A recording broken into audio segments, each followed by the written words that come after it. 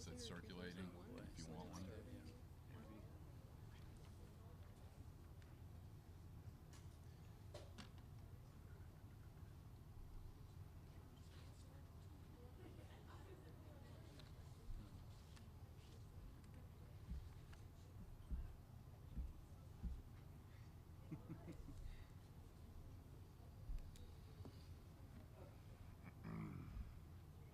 Thanks, Jonathan.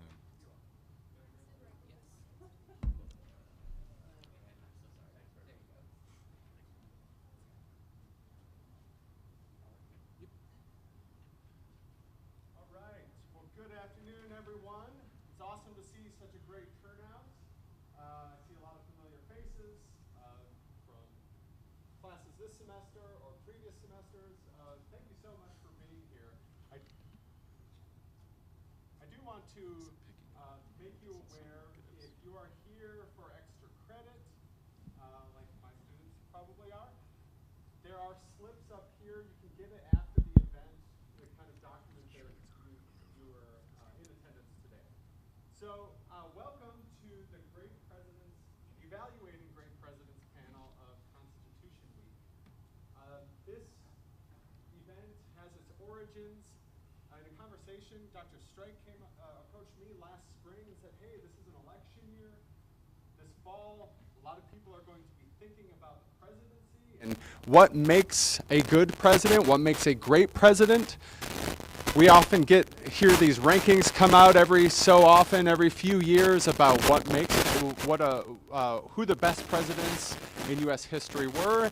And Dr. Strike asked me, like, hey, what if we had an interdisciplinary panel of historians and political scientists that presented on some of those considerations that go into those rankings. And I thought that was a wonderful idea, so we were able to put together a wonderful panel here, a blend of historians and political scientists.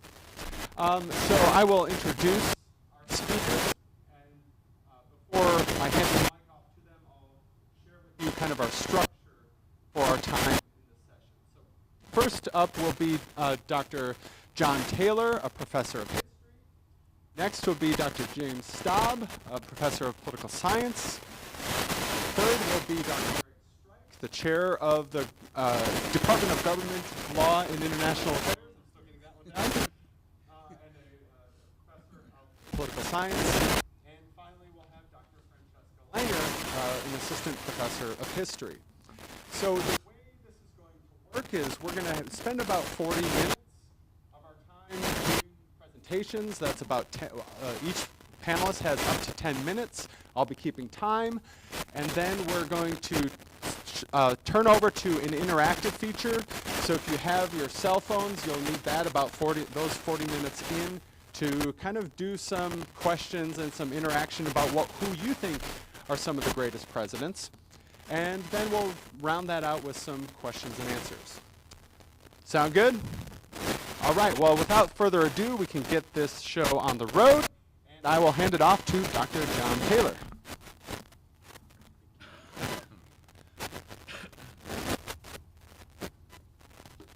Good afternoon, everybody. Thank you for joining us. Thanks also to the American Democracy Project for sponsoring the panel today.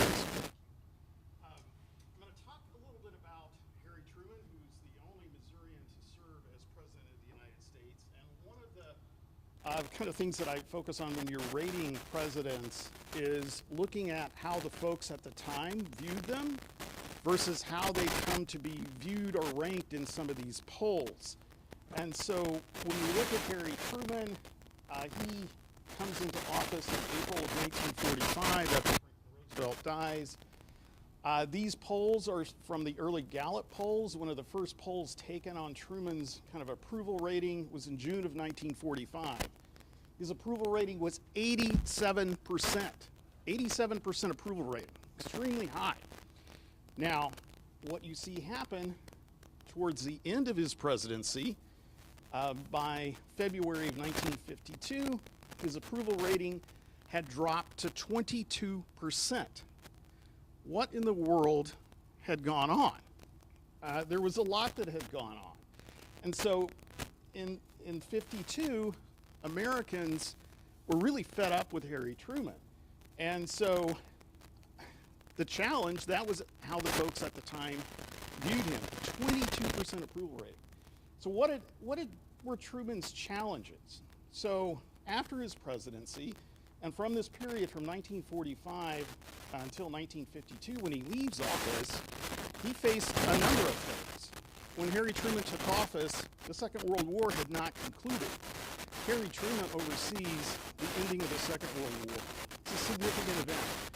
And he also faced reconversion from a post-war, from a wartime to a post-wartime economy in 1946. And his approval ratings really significantly tank because Americans were not pleased with how those readjustments were made. He also oversaw the development of the containment policy in terms of the Cold War. And so part of that containment policy was the Marshall Plan, which was an economic recovery aid plan for Europe after the war. He was responsible for creating NATO, which is still with us today. And so most Americans in February of 1953 probably were not thinking about some of these achievements. Some of his other achievements, which really had gone unnoticed, was really in the area of civil rights. And so he actually created a commission that looked at the status of civil rights during the Cold War. And that commission produced a report that's called To Secure These Rights. It was a damning indictment of the United States, how it had dealt with the civil rights of all Americans. It certainly looked at African Americans, it looked at Japanese internment. It is a comprehensive document that still really is not fully utilized. It's called To Secure These Rights. And out of that, he then later, on the eve of the 1948 presidential election, he issues the executive order that results in the integration of the military. He also issued another executive order that integrated federal service, which is also usually not discussed. The integration of the military, he had a commission that looked at that. It also issued a report. It was called Freedom to Serve. So To Secure These Rights and Freedom to Serve are two of the most significant documents ever issued by the executive, the president, in the 20th century. And they have largely gone unnoticed. So why does his approval rating sink in 1952? The United States was involved in the Korean War, and that was a situation, it was part of the containment policy, and the Korean War was not going very well. And so many Americans primarily looked at the Korean War and the United States kind of challenging involvement there, and they were ready to say, you know, look, we need essentially a change. Truman decides not to seek re-election. He could have run for a second term, but he decides not to do so. So this is one of the rankings. There are a number of other ranking systems. My colleague Dr. Staub will be talking about some of them. This is a C-SPAN ranking. They rank the presidents in all of these different categories, crisis leadership, economic management, and you can certainly go on down. Pursuit equal justice, performance within context of times. So this is the most current 2021 C-SPAN rankings for the overall. So the overall ranking includes all of these rankings in the compiled. So Truman left office with a 22% approval rating, 1953. Today he's usually among the top 5 or top 6 presidents ever to serve, based on how individuals have kind of assessed some of the challenges or his way in which he managed different challenges throughout his presidency. So now I'll kind of compare some different categories. So these are two of the categories that you saw on the previous slide, the leadership and pursuit equal justice for all. And I'll just kind of compare him with Franklin Roosevelt. So in crisis leadership, Franklin Roosevelt scores above Harry Truman. Again, Roosevelt was elected 4 times and kind of presided over the United States involvement in the Second World War. Harry Truman is the one that kind of finishes the United States involvement or as president, and so he usually is ranked pretty high here. Also part of that ranking is how he addressed the strategy in terms of his containment strategy within the Cold War. Some of that factors in here. So Truman kind of ranks below Roosevelt in that crisis leadership category. Now, if you look at the pursuit of equal justice for all, you can see Truman ranking above Franklin Roosevelt. And a lot of that has to do with the actions that he had taken on civil rights. Whereas Franklin Roosevelt, in many ways, kind of refused to integrate the military, Harry Truman certainly achieved that and pushed the issue of civil rights to the forefront even more. So I will let Dr. Staub talk a little bit more about some of these ranking systems.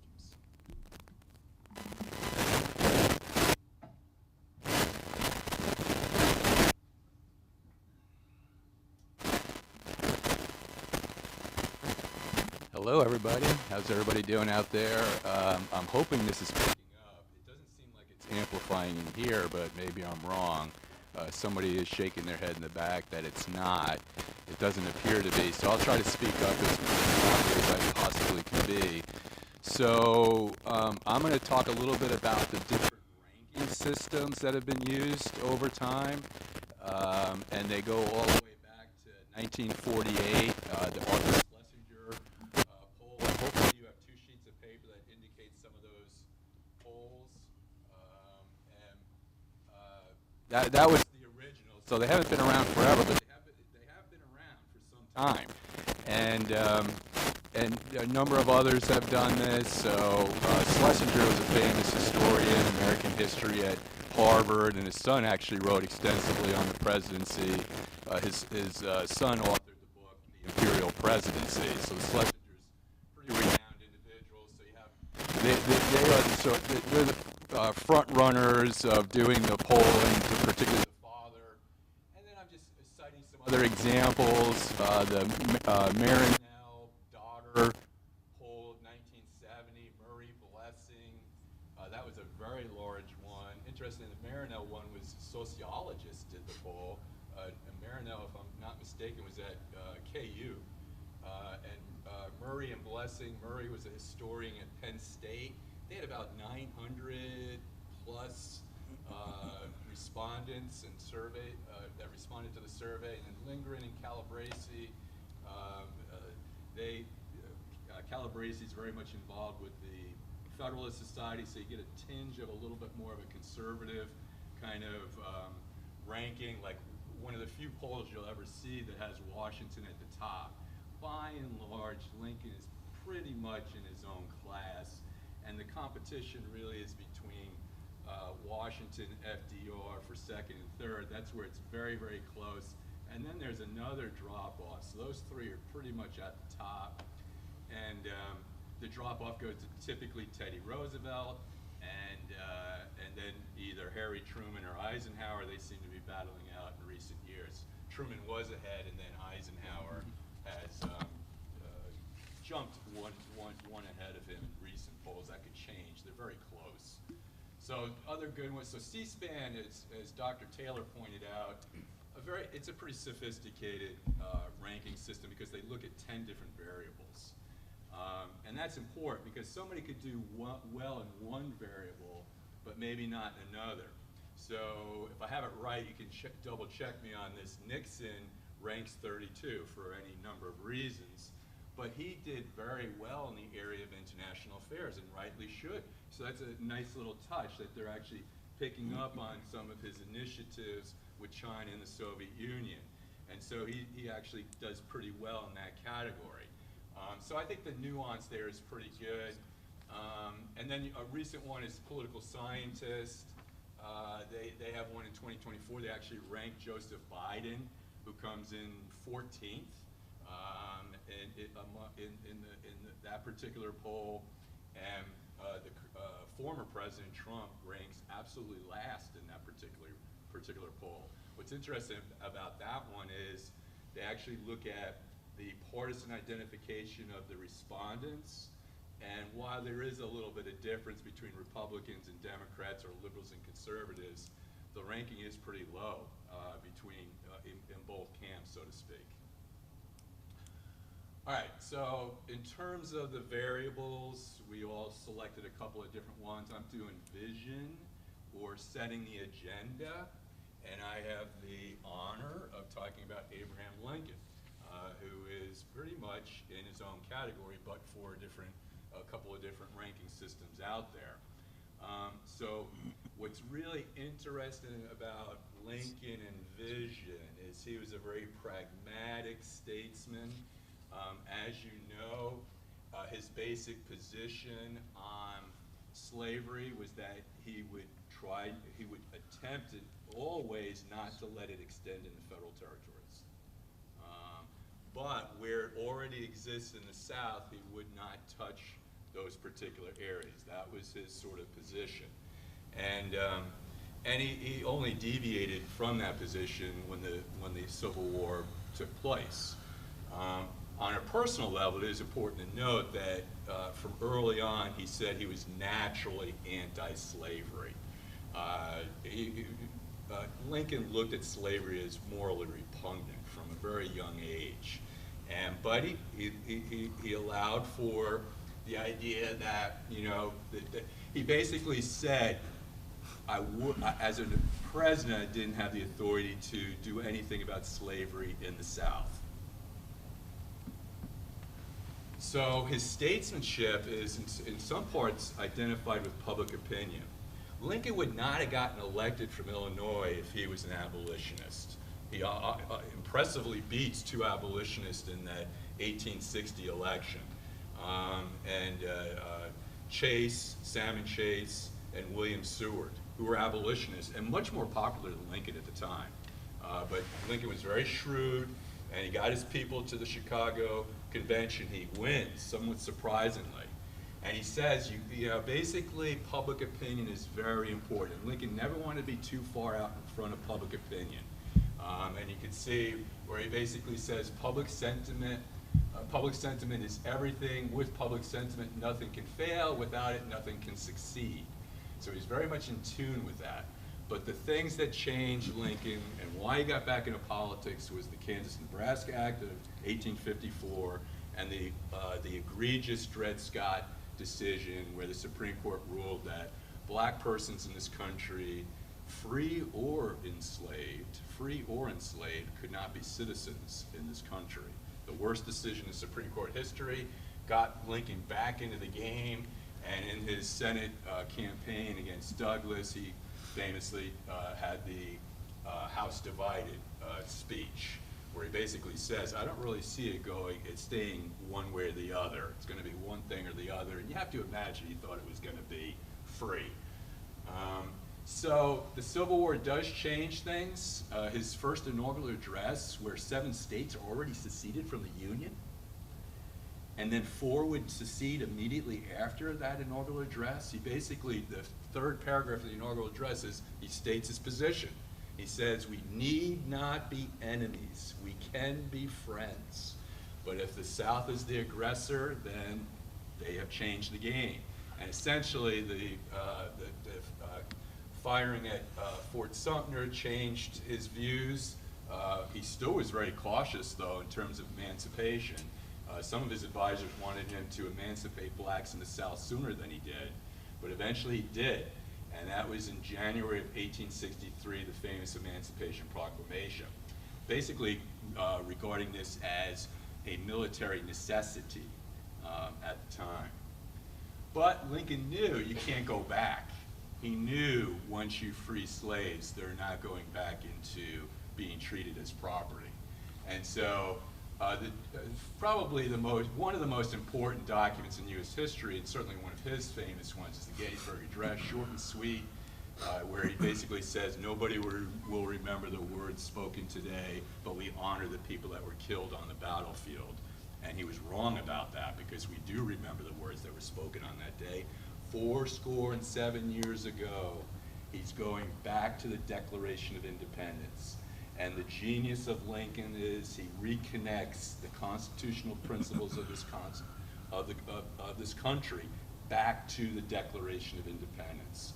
And so that is basically will lead him eventually to push for the 13th Amendment, which you know.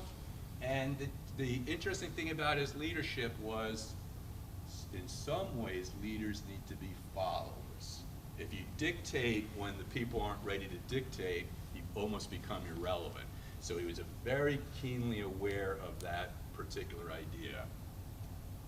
Could say more, but I don't have time. In fact, I've been signaled already, so I don't know. I've got 1 minute on another variable, which is performance within context of time.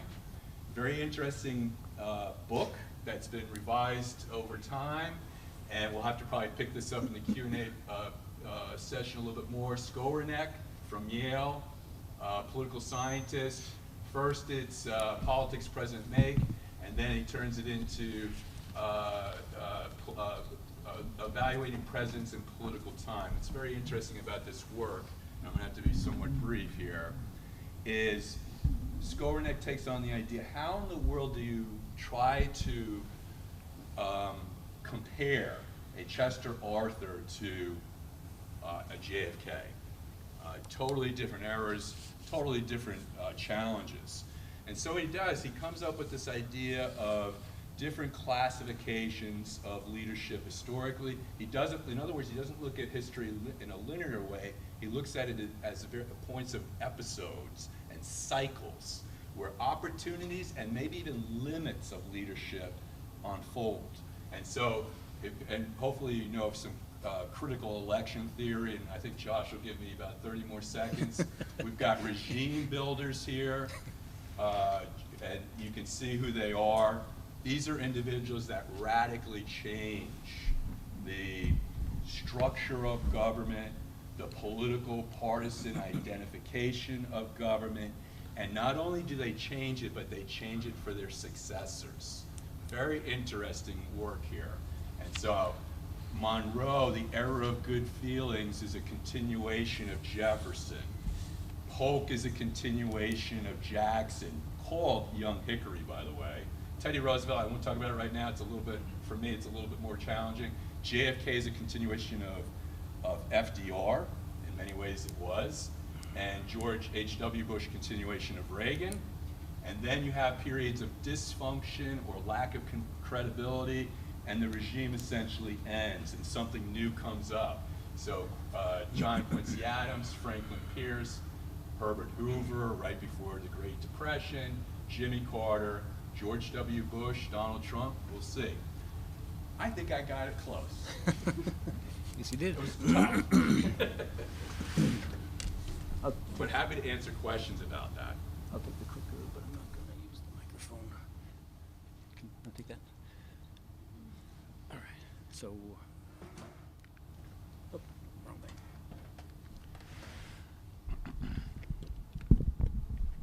All right.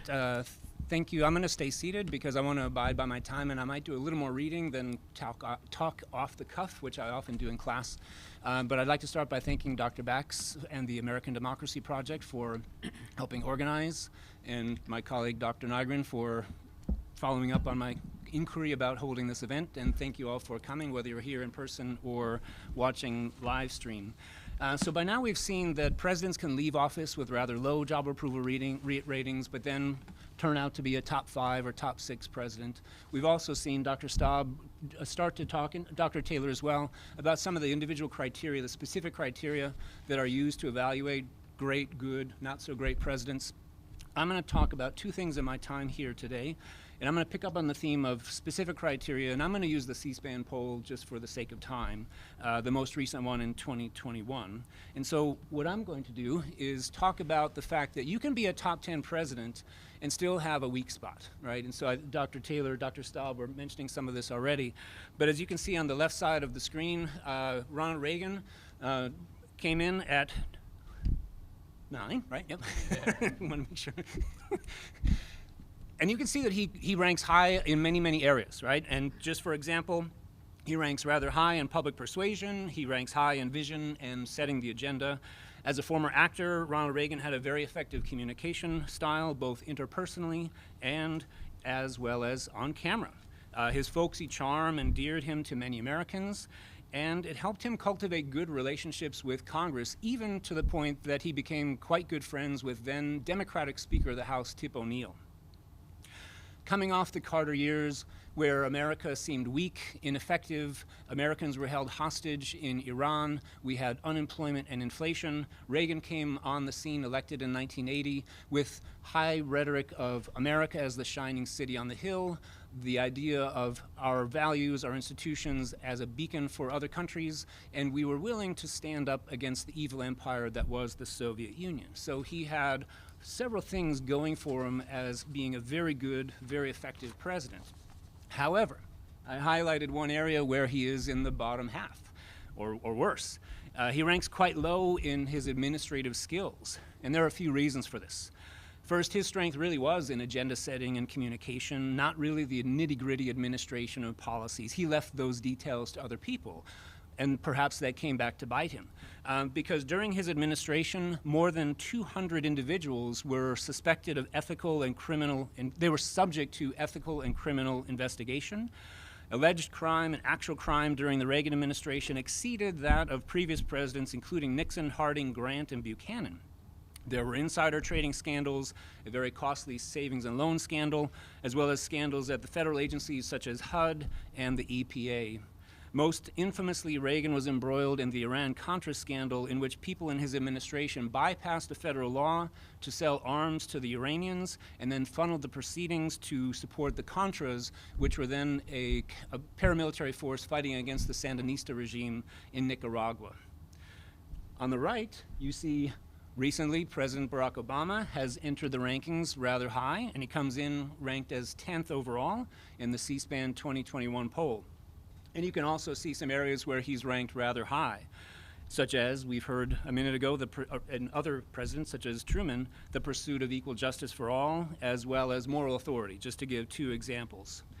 Obama promoted racial equality in the United States in part by appointing Eric Holder as his Attorney General, who directed the Justice Department to focus more intensely on civil and voting rights cases. And during the second term of the Obama administration, this was a unique period in time where we saw a slow shift towards the embracement of the right of same-sex marriage, not just civil unions, but a full-fledged embracement of civil rights, the right to same-sex marriage. First, it was Vice President Biden that came out in favor of it. Later, President Obama came out in favor of it. And in terms of moral authority, President Obama reasserted the leadership role of the United States in global affairs. At the end of the Bush administration, it was rather in tatters, given some of the global opposition to the war on terror, controversies with the Abu Ghraib prison in Iraq, Guantanamo Bay in Cuba, the war on terror in Afghanistan and Iraq, left the United States relatively diminished in terms of its respect around the world. And President Obama came in and reasserted the ideas, not unlike Ronald Reagan, that America is going to serve by example and uphold liberal democratic values and promote human rights and democracy. However, as you can see, I highlighted one area where he ranks rather low, particularly his relationship with Congress. In his first 2 years, you might remember, he had a Democratic majority in Congress, which helped him pass major landmark legislation, popularly known as Obamacare, otherwise known as the Affordable Care Act. However, that honeymoon didn't last long, because in 2010, the Tea Party emerged as a potent force in American politics, leading to a switch over in the House and the Senate to Republican control, making the next 6 years of the Obama presidency very difficult indeed. In order to pass any legislation, it was quite difficult sledding. This reached a couple of flashpoints. Some of you may remember in 2009, even before the Tea Party election, President Obama was giving a speech to the joint session of Congress where he was defending his Affordable Care Act, and there was one member of Congress who literally shouted out, "You lie." That has never been done in modern times. It was such a breach of protocol, but it was a sign of things to come, the difficult relationship with Congress. One other example real quick, when my colleague Dr. Staub has written several books about former Justice Scalia, but when Justice Scalia died on February 13th, 2016, and later within a few weeks, President Obama nominated a circuit court judge, Merrick Garland, to take his spot on the court, Mitch McConnell refused to act. He invoked the idea that it's an election year and we'll wait for the presidential election to occur and then we'll decide which way to go. That again was unprecedented, and there were many people on the Democratic side that wanted Obama to push Congress to have a hearing, to meet with Merrick Garland and have a confirmation hearing. But I think this is where Obama, as a relatively inexperienced senator when he was elected, he did not have the deep connections with colleagues that a Lyndon Johnson would have or a Joe Biden would have, that he just was not able to work with colleagues in the Senate or in Congress in the latter part of his term. So therefore he gets rather low marks for his relationship with Congress. One more item that I'd like to discuss. How am I doing on time? 3? Okay. One other kind of thing that I want to highlight are the fact that times change, our evaluations change, and some presidents have risen in the polls and others have fallen in the polls. And so I'm just drawing straight from the C-SPAN 2021 survey. And you have handouts that Dr. Staub has photocopied for you, and you see, if you go back in time, Ulysses S. Grant was for a period of time ranked as a failure. He was ranked as bottom 2, bottom 3, right? A bottom dweller as far as presidents go. But you can see that from 2000 to 2021, Grant has risen in the rankings. He had the highest jump of all presidents in the C-SPAN poll. Not that he's in the top 10, but by going up 13 spots is rather impressive. What gives? Why? Reassessment, historical and political science, folks look at his record and say, well, what was he doing? What did he deal with? What's his legacy, right? So one reason why he was ranked low is because he wasn't a politician. He didn't like politics, right? As a general coming into the presidency, he thought that was beneath him. His administration was rife with corruption, and under him, Congress kind of took back the reins of power, leading to a weakened presidency. But more recently, Grant is seen in a little bit more of a positive light, in particular for his fight for Black American rights, which culminated in the ratification of the 15th Amendment, which gave Black men the right to vote. He was, although his administration, many in his administration were corrupt, his own personal integrity was never brought into question. He undertook civil service reform, improved U.S.-UK relations. So all of a sudden, in hindsight, he doesn't look like the worst president ever, right? There are certain things that he did that in the passage of time, he's risen in these assessments. On the other side of that image, you see a faller, Andrew Jackson, for a period of time. If you look at those surveys that you have, for a period of time, he was seen as a top president, right? Top 5, top 10, greatest, however the rankings labeled him, right? Well, what did he do that deserved that ranking? Well, his legacy is very complicated. He creates the Democratic Party, the two-party system. He expanded the scope of presidential authority. He paid off the national debt during his administration. He appealed to voters using clear populist language, which was very different than speaking to Congress. He spoke directly to the people. However, more recently, again, he's kind of fallen in the rankings for historical reassessment and changing views of things that he did. So on terms of substance and style, finishing up in a second. Okay, thanks. Substantively, very infamously, he failed to recognize key Supreme Court decisions, in particular the Worcester versus Georgia decision that granted the Cherokee Nation sovereign control over the land that they held in the state of Georgia. He famously said, it's the Supreme Court, it's John Marshall's decision, let him enforce it, right? So the fact that he just flagrantly ignores a ruling. And then after that, the Indian Removal Act of 1830 infamously moves tens of thousands of Cherokee, Chickasaw, Choctaw, Creek, and Seminole people from the southeastern states to what is now called Oklahoma. In terms of his style, as much as he's famous for his direct, plain-spoken ways, he also used excessive rhetoric that demonized his opponents, and psychologically he's now seen as a vengeful, spiteful person, right? So those kinds of reassessments are some of the reasons why he's a faller in these rankings. My final point is all of the rankings, most of the rankings that you look at, whether going back to 1948 or through 2024, on the left is the C-SPAN, on the right is the great presidents from 2024. You see a top 3 that really doesn't change, right? You can put them in wherever you want, but the top 3, there's a consensus. Lincoln, Washington, and FDR, right? And so to find out why those three are considered top three presidents, I'm going to yield the floor to my colleague, Dr. Francesca Langer. Clicker? Which one's forward? Yeah, there you go. Yep. All right, I think I'll stand. Yeah.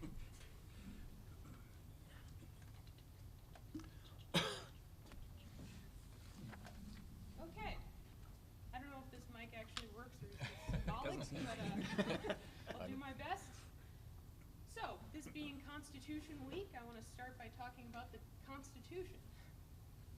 I think part of how we evaluate presidents in the United States has to do with how they are seen as upholding the Constitution, right?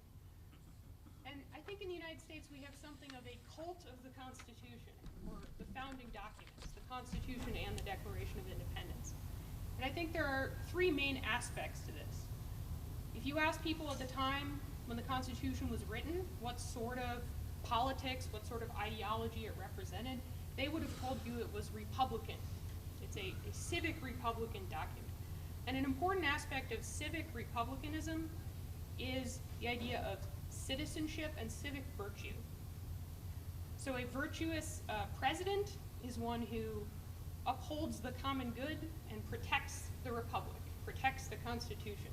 I think the American Republic, because it's not grounded in a certain race or ethnicity, it's grounded in a set of ideas. The way Americans generally understand the president defending the republic is that he defends the Constitution, he upholds the Constitution. Another aspect of this, which we perhaps inherited from the Puritans, is something I'm calling Protestant textualism. So the relationship that Americans have to the US Constitution, I think, is somewhat unique. It's not really the same as the relationship most countries have to their Constitution. Our Constitution is among the oldest in the world. We haven't overturned it since 1787. Most countries have gone through multiple constitutions since 1787. We still have the same one. And part of the reason for that, I think, is that Americans treat the Constitution almost as a kind of scripture. It has an almost quasi-supernatural quality to it. Another aspect of this cult of the Constitution, which is perhaps in contradiction with the previous one I mentioned, is this idea of Enlightenment utopianism. The idea that when the Constitution was written, it was, the most learned men of the day sat down and they set out to design the most rational, enlightened system. They were inspired by Enlightenment philosophy. So they weren't necessarily following tradition or what came before. They were trying to devise the best system. So I think part of the legitimacy of the Constitution, part of why Americans view it in this way, is because they see it as representing this kind of rational, enlightened process. They don't think it's arbitrary, right? So the greatest presidents are the ones who are seen as upholding and defending the republic as embodied by the Constitution and these kind of founding ideals. So why are the top three always the top three? First of all, we have George Washington. George Washington is obviously the first president, and I think he represents kind of a transition between monarchy and republicanism. He's not very democratic in the modern sense. He didn't compete in an election, really. He was kind of unanimously elected. So in that sense, his presidency wasn't super democratic by modern standards. He was treated by the people as almost a kind of quasi-king, as a kind of civic Republican king, if that makes any sense. But he presents this model for all future presidents. So what kind of model does he represent? So the model that George Washington was following was the Roman general Cincinnatus, who was famous for leading Roman armies to victory and then peacefully setting aside his arms at the end of the war. So I think Washington, the ideal that he represents, the model that he represents for all future presidents, is this idea of civic virtue and humility, not being too ambitious, not being power hungry, right? Washington, he saved the republic by not making himself king, right? He gave in to the constitutional order. He willingly gave up power. You know, at the end of the Revolutionary War, he didn't use the Continental Army to march on Congress and make himself king. He willingly laid down his arms. And I think that's maybe the main reason that most Americans see him as one of the greatest presidents. That he set the tone for all future presidents, and he made this peaceful transition of power possible. At the end of his 2 terms, he did the same thing, right? He didn't seek a 3rd term. He humbly retired from the scene of public life. And that kind of set the precedent that most presidents have only served 2 terms. Next, we have Abraham Lincoln. Abraham Lincoln, of course, is best known for preserving the Union during the Civil War, which is perhaps the most dramatic existential crisis that the Republic has ever faced. So he upheld the Constitution of 1787. He maintained that same constitutional order while also radically modifying it. So Lincoln is also best known for the abolition of slavery. So we have this pattern in United States history, I think, of radical, even revolutionary change through continuity. Instead of tearing up the Constitution and writing a new one every time one of these revolutionary periods occurs, we do this weird thing where we kind of maintain the same document, the same Constitution. You know, maybe we amend it a little bit, but largely what we do is kind of reinterpret it and recontextualize it for each new age.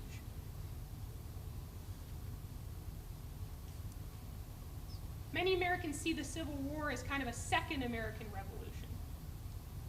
And as you can see here, this is Lincoln, after his assassination, ascending to heaven, where he's embraced by George Washington, who's already there, right? They're bros, they're embracing.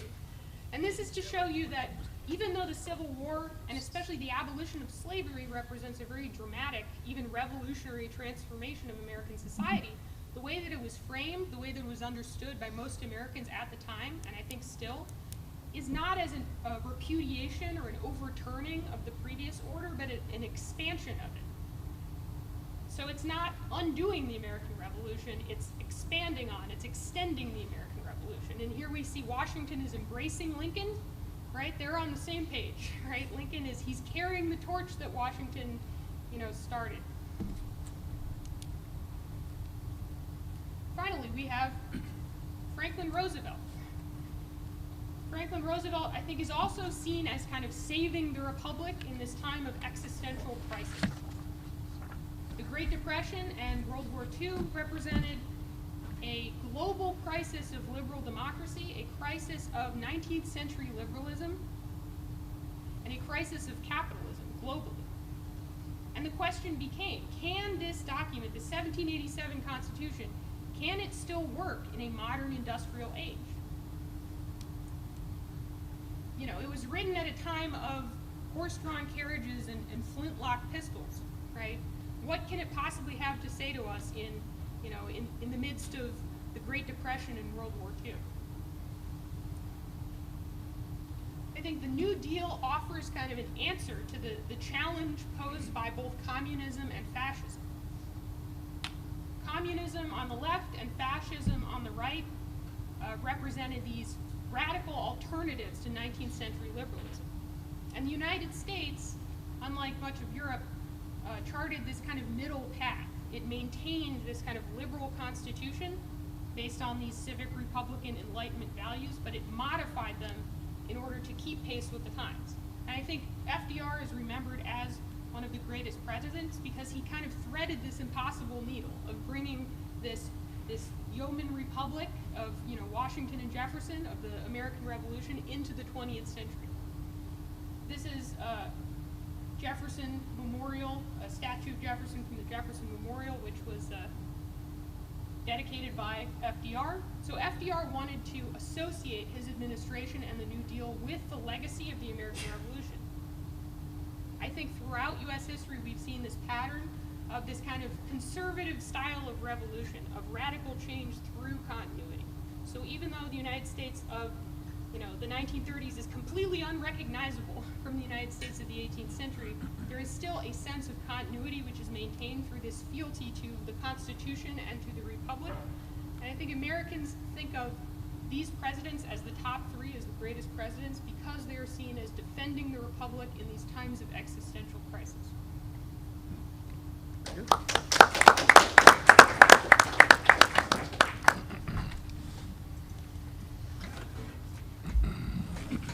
All right. Well, thank you all. We give one more round of applause. We'll do another at the end for all the panels. It is very illuminating where these rankings come from, how they've changed over time, and how they've stayed the same. So now we are coming to the portion, the interactive portion of our event today.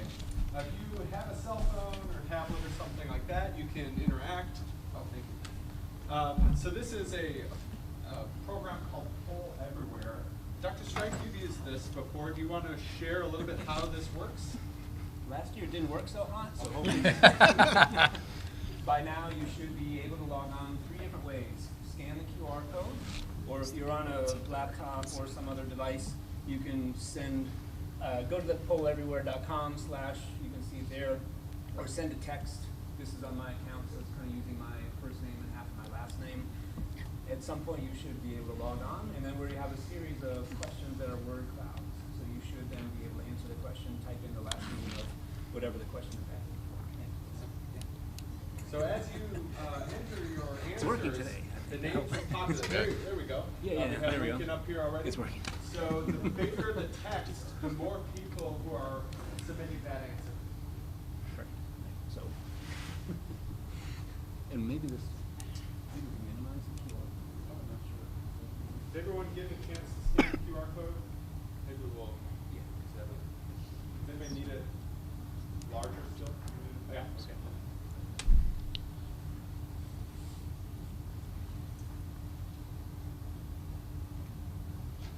Right. So far, no one's breaking from the usual top 3. Roosevelt, FDR. See, Acronyms are see acceptable. movement in the font size. That's how Oh, I know. I was wondering about that too. Sort of, yeah, it's hard, like, walk that road. Is anybody having trouble submitting their answers yet? You can't get the QR code? Oh, it is large. Can you go multiple times? Maybe go join by the You can. the address there, Holy /. Oh, man. Dallas, I think that was Gregory.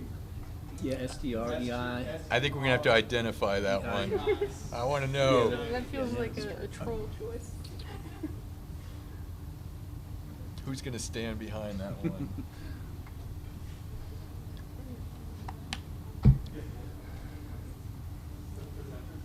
It'll be Gregory. John Quincy. Okay, so Theodore's SDREI. there. STR. So, okay, FDR is, okay. James Buchanan, somebody. You can take that one. I would love to speak to that one. Hey. If asked. If asked. I hereby announce my candidacy. Strike. Oh, look at that. For bonus points there. Yeah, yeah. But it's James, is it James Strike? Oh, Yeah. no, it's Gregory. Dom's up, you're up there now So too. we're seeing this coming in. I know a few who are still submitting your answer, but if you feel comfortable, I'll come around if you want to share sort of the rationale that you use to submit your vote. You are invited to do so. We got to get the Buchanan one first, though. Yes, yes. Buchanan. That might be a first in any ranking system, other than his own.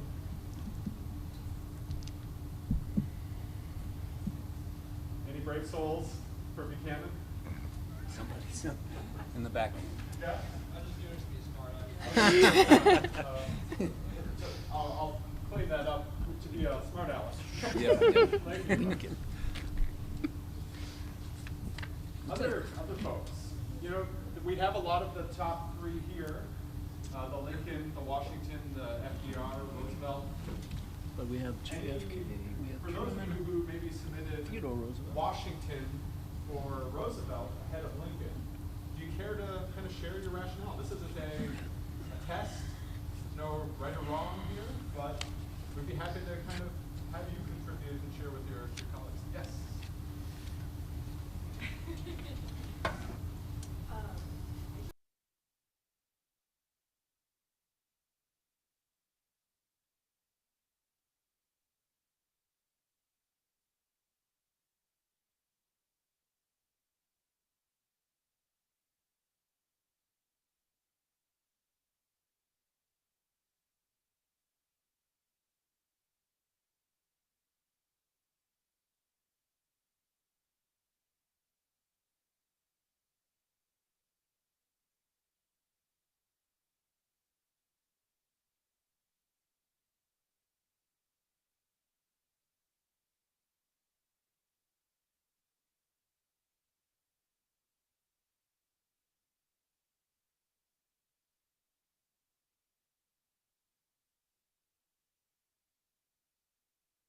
FDR did a very good job of that, many things, slow, new deals, those ideas are very famous throughout time.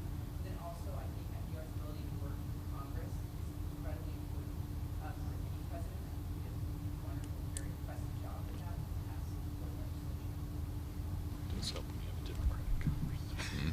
Yeah. The vision, And overwhelming. and sort of the main moral authority, moral leadership, but also the relationships with Congress that FDR had, and which were necessary in order to achieve the things we heard about in our first meeting. What else? We need Washington fans here.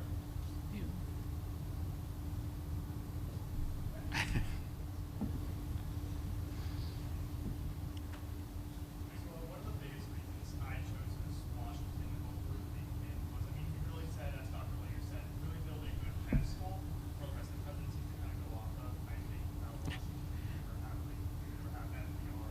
And he's like big, broad, visionary ideas without Washington. I think he did a good job of setting our nation forward and on a good first step. I like the pedestal. Yeah, it's really, how do you become a president when there's no model for that presidency other than someone who lived 2,000 or 1,700 years ago, or whatever it was, I'm not sure. When was Cincinnati? I'm not sure. Cincinnati's is semi-legendary, so A long time ago, centuries. We'll leave it he there. probably existed, but not. We don't know that much about him. Any other folks want to share? We have a Theodore Roosevelt, we have a Truman, Kennedy. Kennedy.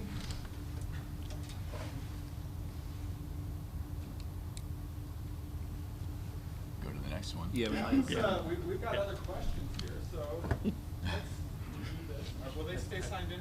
Yeah. Okay. Oh, we right down here. Okay. Oh. Maybe, haven't answered this yet?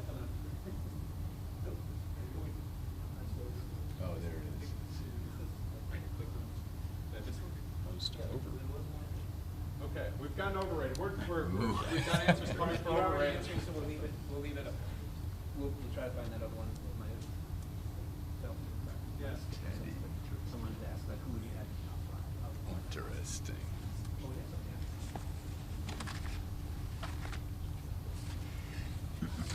If there are chance breakouts of overrated, I won't begrudge you.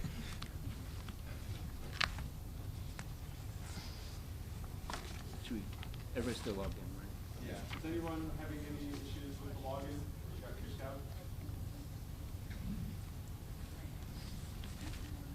You got the presidential greatness because there's that they have the overrated, underrated at the bottom. Yeah.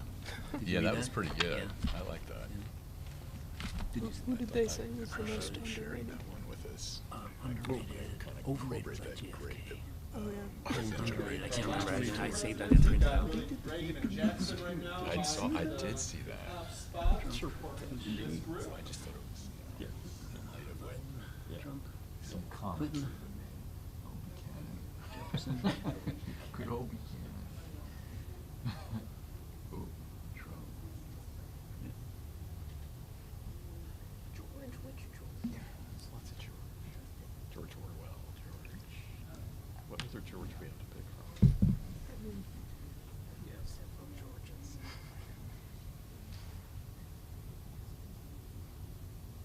right, so we've got a number of responses here. Anybody care to share their thoughts on overrated presidents?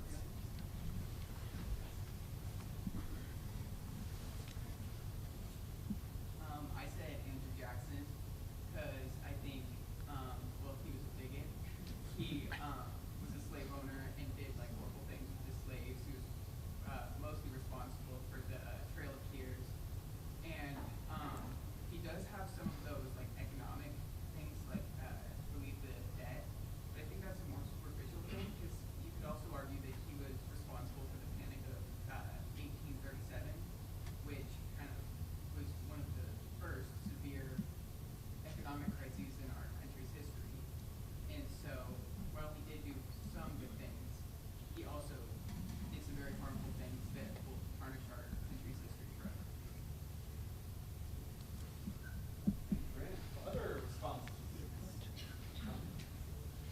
I said Reagan because I think that it's hard because he's super renowned with Republicans and he's really, really loved. But I just think that trickle-down economics is not a smart idea in the long run.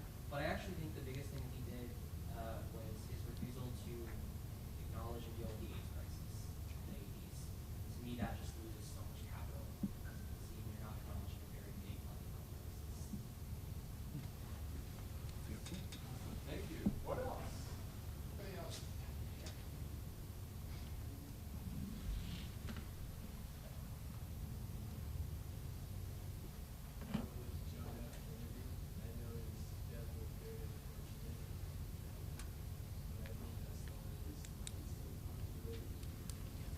The Camelot Mystique. Yeah.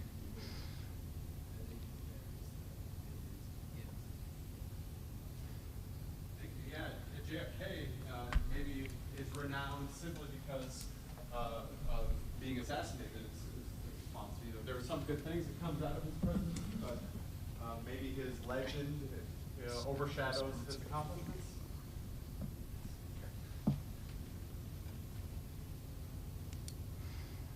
Might be a bit bold, but I think Teddy Roosevelt's a bit overrated. I feel, again, it does start the era, the progressive era, but I do feel like he's a bit overrated compared to his successors, particularly Wilson when it comes to actually putting down reforms in legislation and law. And racial views. Yeah, Teddy Roosevelt is, maybe the being overrated for lacking accomplishments, maybe the persona, in this case, is what he's renowned for. What else? Anything else? Let's do another one.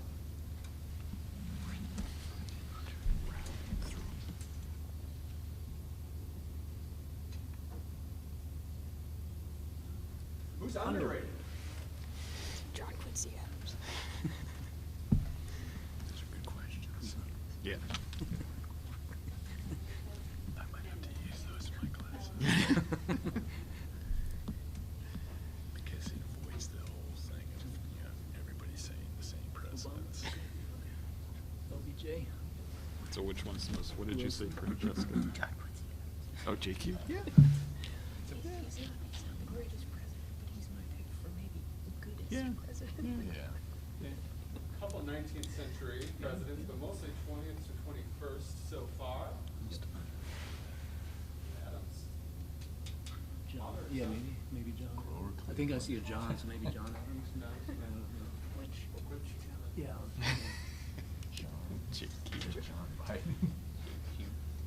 Looks like LBJ and Obama are tied right now because their font is the same side and they're leading into each other. All right, as these come in, anybody care to share what you're thinking here? John Johnson. John who? Yeah. And so underrated, we're missing something that we should be factoring into greater account. Gary.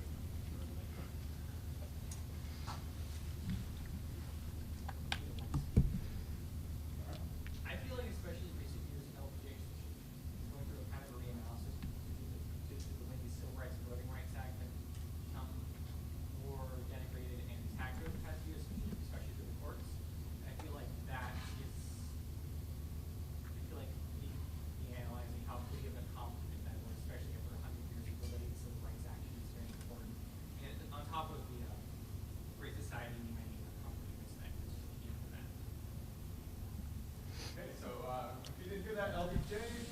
because of some landmark achievements like the Voting Rights Act and the Civil Rights Act, but also the Great Society programs. What else? Anybody else?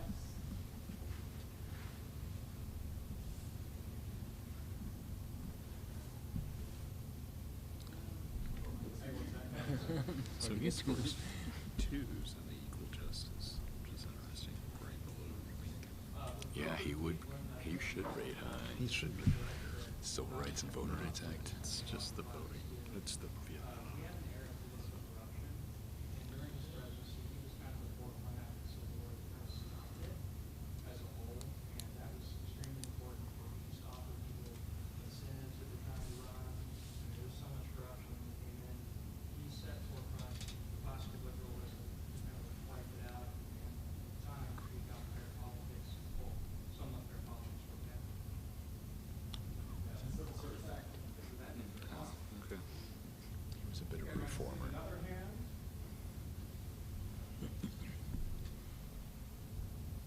This is great, you all. Thank you so much.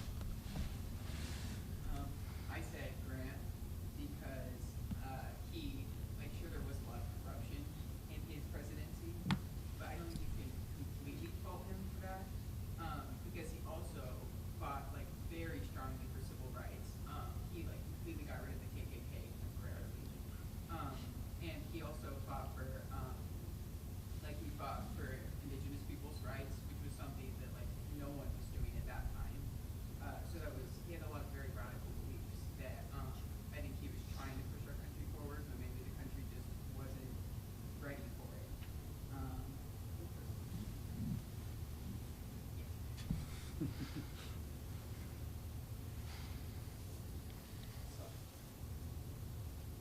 Yeah, Grant and the signing the Enforcement Acts, peace policy for Native Americans.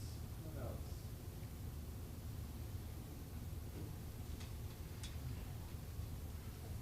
We have one or two more, I think. Yes. So, we kind of have this consensus of the top three that our panelists talked about. Who would you add to top five?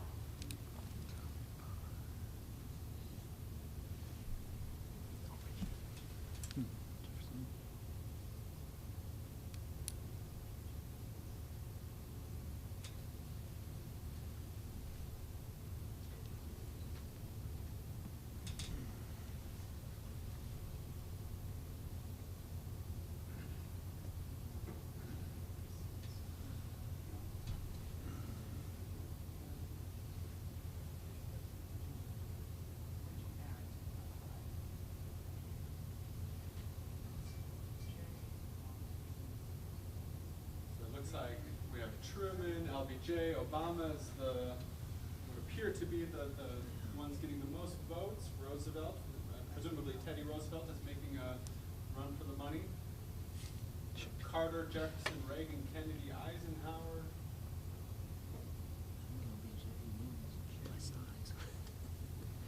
So far. Right. So anybody care to share the thought process here? If it's different from maybe what you've shared already.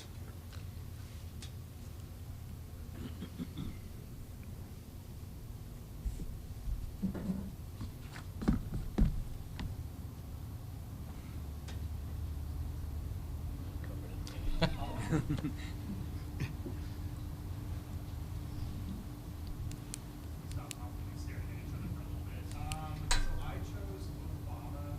Really, the main reason was sort of analysis of current politics. It seems like we're more leaning towards a trendy persona or something that can essentially engage with citizens.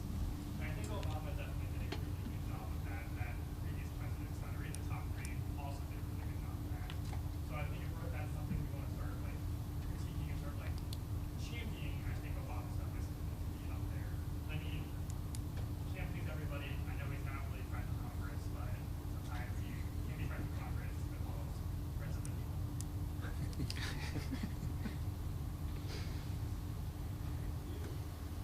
Who else cares to share where they're at here?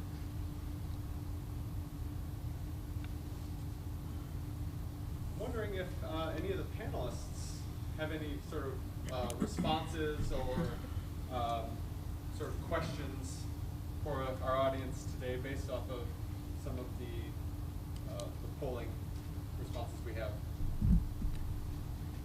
I'll start, just not as a definitive answer, but just to kind of respond to a couple of comments. As far as the under or overrated presidents, for anybody that's curious, the Greatest Presidents Project website does have their white paper report, and there are rankings for the underrated, overrated, and John F. Kennedy does come in as the #1 overrated president, in part because of some of the comments that were made by the students. So I think you're all on track and making some really smart comments as far as justifying why certain presidents deserve to be considered higher or lower than they currently are.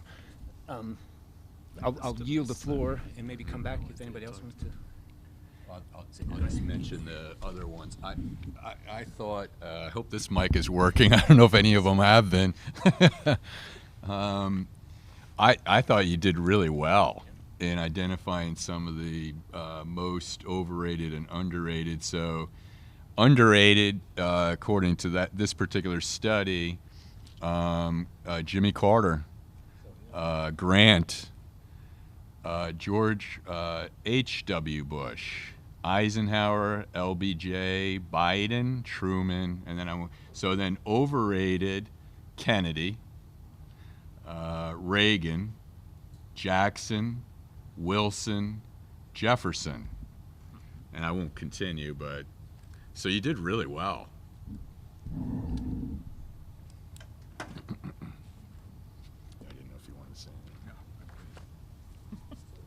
I have a question occurred to me as you all were giving your presentations. It struck me that many of you talked about the context of the presidency and how there's these opportunities where perhaps the context is as important for giving the president an opportunity, at the very least, to elevate themselves in their stature.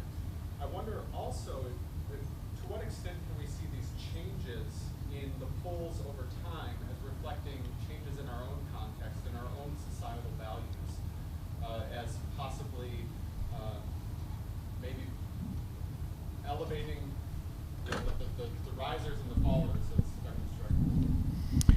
I think that's a really interesting question. So, pursue justice for all. I don't know if that was a variable in some of those other ranking systems going back to 1948. And that one, I think, definitely looks at something very different. So Jackson does not do very well there, but Obama and a number of other presidents do very well, obviously Lincoln and others. So I think that's very important.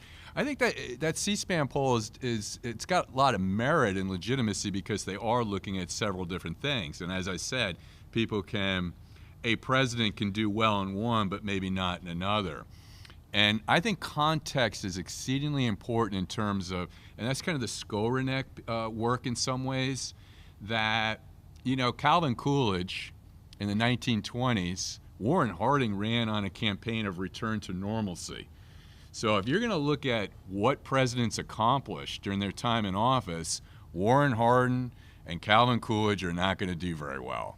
And you could argue it's a tad bit of a bias towards liberal Democratic presidents who get lots of things passed.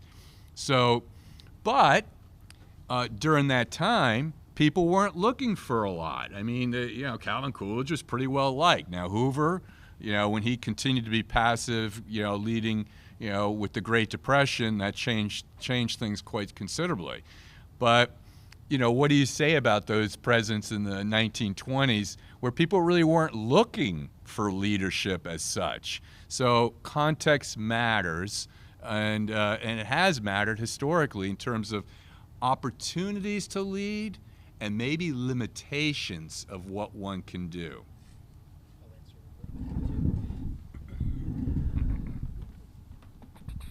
Let me add to the context and the reassessing over time depending on our current values. I agree that I think that's part of why certain presidents rise and why others fall. I would probably add Woodrow Wilson to that list. as far as how we reassess him. He might score high in some categories as far as his international affairs approach or the World War I kind of attempt to create the League of Nations. There's certain things that he's historically ranked high on for that. But in terms of his domestic politics, especially with the pursuit of equal justice for all, he was a segregationist, and he brought segregation to the federal bureaucracy and to Washington, D.C. And after watching The Birth of the Nation, he was famously quoted as saying that was history written with lightning. So there are certainly, again, in our 21st century views, he's retrograde on his racial views. And so that's one of the reasons why he's slid in the rankings, in part because of that criteria. Yeah, so Birth of the Nation, for those of you who aren't familiar, is a film from 1914, I want to say, that was very favorable to the Ku Klux Klan and favorable to the sort of white supremacist view of the Reconstruction period of the 1860s and 1870s. And he screened it in the White House with a favorable viewing of that. Does anyone have any questions for the panelists? Maybe we can end on that.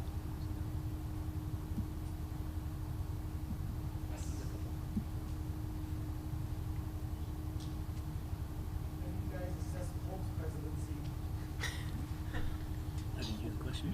Polk. I could probably say a few words about Polk. So it's a good, interesting question. So James Polk is one of our first dark horse presidents. Went into the convention, and there was other persons that were more popular or got more votes than he did. And then when he was nominated by the Democratic Party, somebody famously said, "Who's James Polk? Who is this person?"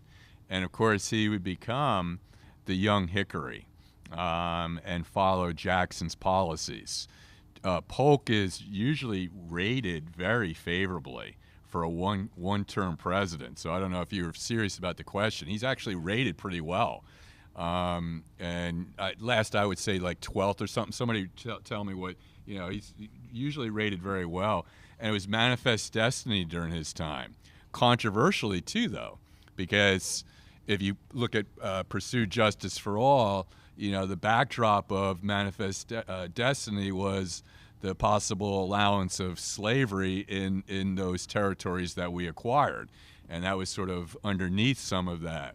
But he's recognized as fairly successful.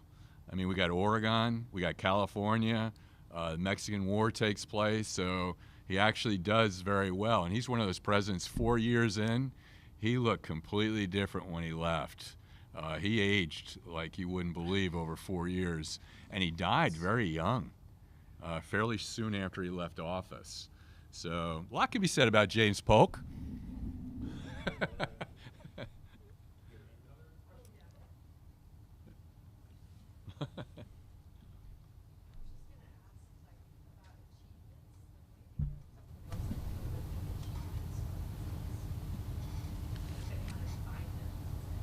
Of whom?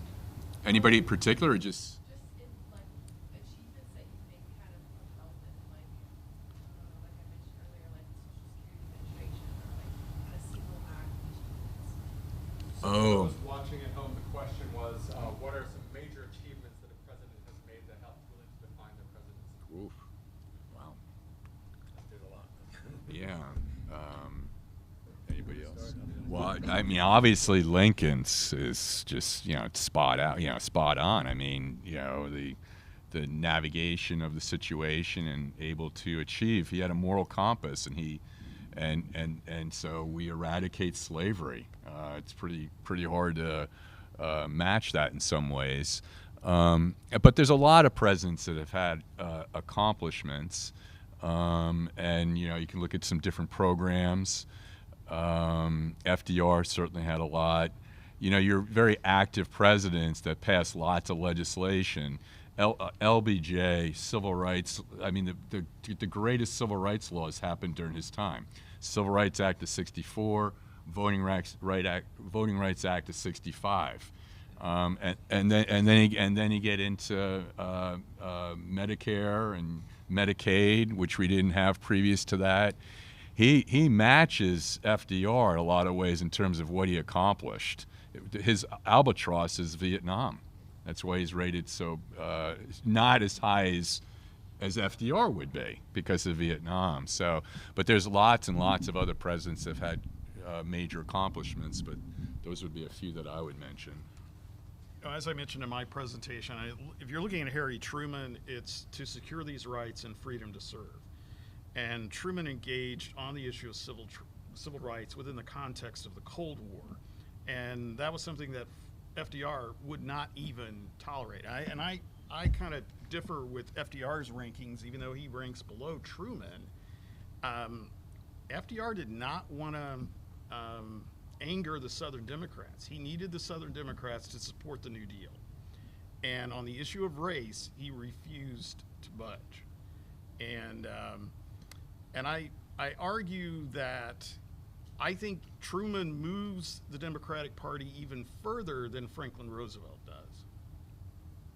And that's usually not what you typically hear. That's what I'm working on in a book that I'm working on. I would just concur in the fact that the 1948 Democratic National Party had a civil rights plank for the first time, and under Roosevelt he did make some concessions to those Southern Democrats for some of those great New Deal programs which we valorize or are still with us today. Southern black workers were not included. Agricultural workers, domestic workers were not covered by some of those same programs. One other thing to say about Lyndon Johnson, who very active, 8 years, to add on to one item of Dr. Staub, the Equal Housing Act of 1968, to finish kind of the trilogy of civil rights legislation in the 1960s under Lyndon Johnson, and fully agree that it was the Vietnam War that was his albatross and one of the reasons why he's not more highly evaluated. My voice is starting. And I would say, getting back to Truman, if you're looking at paving the way for Brown versus Board, it is some of those Supreme Court justices that he appoints that are very instrumental in that Brown v. Board decision 54, which again, that's usually not discussed. So. Right, we are at our time, so I want to thank you all for coming. Thank you for your participation and your questions. I think this is really emblematic of what not only American Democracy Project is about in terms of civic engagement, but what we're about here at UCM, which is providing you an education with which you can use to kind of be an informed citizen in the world. So thank you all for coming. Thank you to the panelists. Thank you for the crew who are building this. Let's give everyone a round of applause. Thank you.